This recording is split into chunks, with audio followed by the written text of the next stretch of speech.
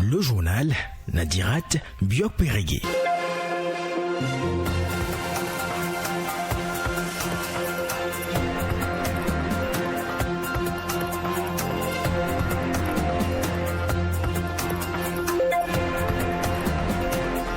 Nous sommes vendredi 27 octobre 2023. Bonjour à tous et bienvenue dans Info Santé.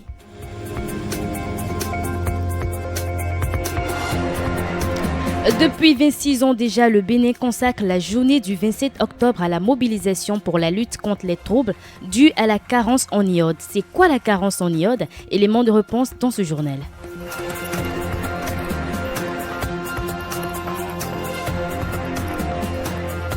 Une hypertrophie de la thyroïde ne doit en aucun cas être banalisée car cela peut être le signe d'un goitre. L'inspecteur d'action sanitaire Mohamedou Awali nous parle des causes du goitre en milieu du journal.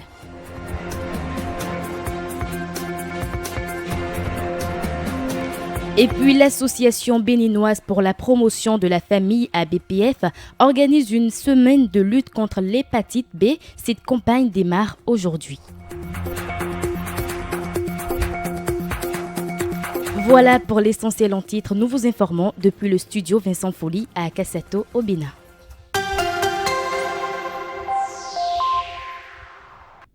Il se tient depuis ce matin au Palais des Congrès de Cotonou le premier congrès de la Société béninoise d'hépatogastro-entérologie, hépatopathie, voilà j'y arrive, liée à l'alcool, cancer digestif, médecine traditionnelle en hépatogastro-entérologie sont entre autres sujets qui seront débattus lors de ce congrès qui va durer 2 jours.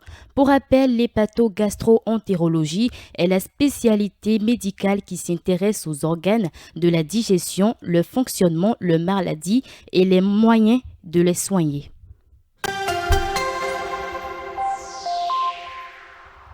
Ce vendredi 27 octobre 2023, le Bénin célèbre la 26e édition de la Journée nationale de mobilisation pour la lutte contre les troubles dus à la carence en iode. La principale stratégie de lutte contre les troubles dus à une carence en iode est l'iodation universelle du sel. Mais c'est quoi l'iode et quelles peuvent être les conséquences d'une carence en iode sur l'organisme?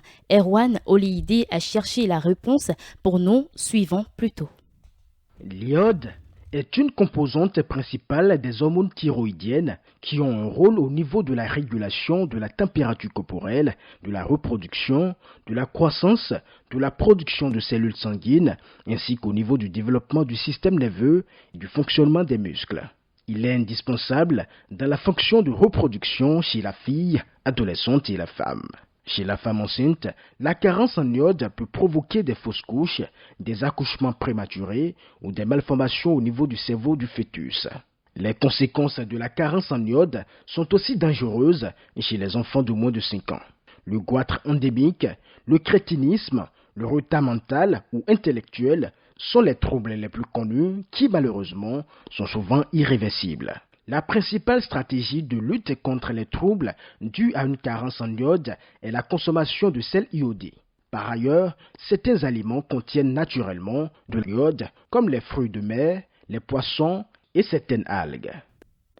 Et l'un des troubles dus à la carence en iode est le goitre. Il se manifeste généralement par un gonflement de taille de la glande thyroïdienne. Cette glande est située sous la pomme d'Adam, au niveau du cou. En effet, la thyroïde utilise l'iode pour la synthèse des hormones thyroïdiennes. Lorsqu'il n'y a pas suffisamment d'iode, le volume de la thyroïde augmente pour tenter de compenser. Mohamedou Awali, inspecteur d'action sanitaire à Marigourou au Bénin, nous parle des facteurs qui peuvent conduire au goitre. La carence en iode fait partie des facteurs nutritionnels qui peuvent conduire au goitre. Nous avons également des facteurs hormonaux qui jouent un rôle important dans cette maladie parce que les femmes sont plus prédisposées à développer cette maladie à cause des facteurs hormonaux. Nous avions également le tabac qui est un grand facteur parce que le tabac contient une substance qui est un vrai compétiteur avec l'iode. Nous avons également des facteurs familiaux qui sont là. Aujourd'hui, dans plusieurs pays, nous avions la commercialisation du sel iodé. Donc cela est fait ne serait-ce que pour permettre à la population de pouvoir quand même profiter de l'iode. Une hypertrophie de la thyroïde ne doit en aucun cas être banalisée, car un goitre qui n'est pas pris en charge peut prendre du volume et venir comprimer les organes voisins, provoquant notamment des troubles de la respiration, une asphyxie, une modification de la voix avec paralysie des cordes vocales, ainsi que des troubles de la déglutition. L'inspecteur d'action sanitaire, Mohamedou Awali, fait des recommandations.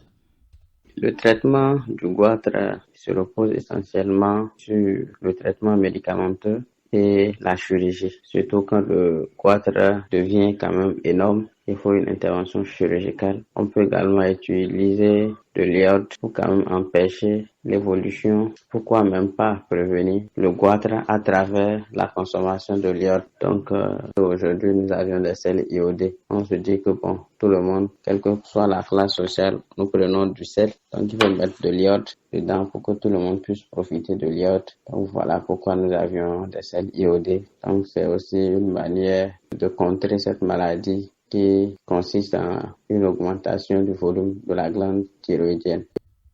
Dès que vous constatez une augmentation de volume de votre cou, rendez-vous vers le centre de santé le plus proche ou consultez votre médecin traitant. Celui-ci pourra vous orienter vers un endocrinologue si nécessaire.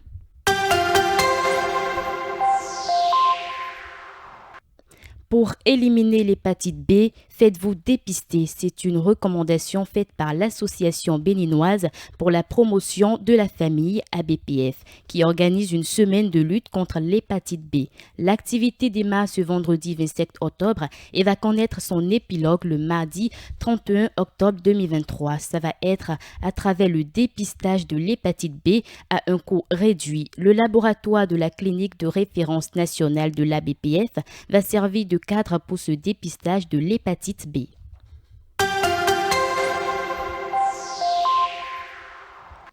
La campagne transfrontalière de mobilisation sociale et de prestation de services a été lancée hier jeudi. Ceci dans le cadre du programme Santé de la reproduction et prévention du VIH dans la région CEDEAO. L'objectif de cette activité est de permettre aux populations d'accéder gratuitement aux services de dépistage des infections sexuellement transmissibles, du VIH-Sida et de la planification familiale. Au programme dépistage et traitement des IST, dépistage du VIH-Sida, conseille et offre des méthodes contraceptives.